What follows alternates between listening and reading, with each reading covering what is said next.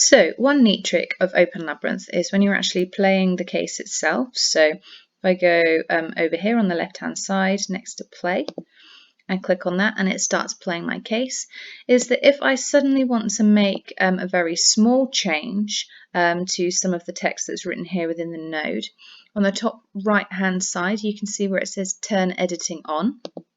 If I click that button, it now lets me very quickly just edit some of the text in here. So for example, if I find a typo, or I want to make something bold or underlined, for example.